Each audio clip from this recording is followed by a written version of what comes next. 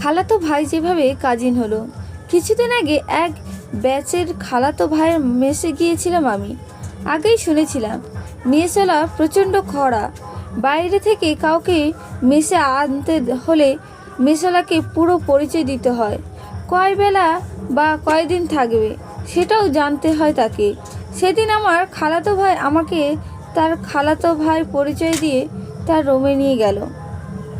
পরের দিন সকালে একটা কাজে বাসা থেকে বের হতে যাচ্ছিল, এমন সময় খেয়াল করলাম মেয়েশোলা আমার দিকে সন্দেহ ভরা দৃষ্টিতে তাকিয়ে আছেন। আমাকে থামিয়ে বললেন, এই ছেলে দাঁড়াও।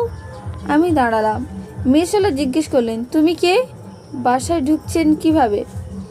আমি কোমল গলায় বললাম, আঙ্কেল আমি 4 তলায় জামিলের গেস্ট।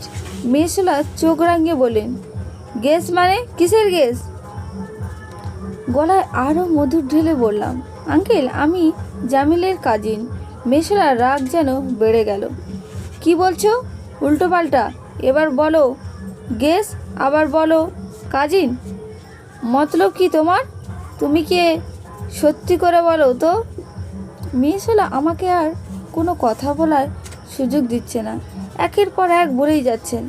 এমন সময় বাড়িওয়ালার চিৎকার শুনে আমার খালাতো ভাই জামিল বের হয়ে এলো। জামিলকে দেখেই বাড়িওয়ালা হুঙ্কার দিলেন, জামিল এই ছেলে কে? চেনো ওকে? একই কথা বলে। একবার বলে জামিনের গেস্ট ফ্রেন্ডস নাকি জানি, আবার বলে কাজিন। ঘটনা কি?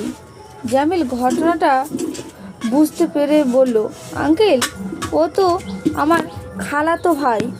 গতকাল আপনার কাছে পরিচয় দিয়েছে না? ও কি বাসায় নিয়ে আসলাম।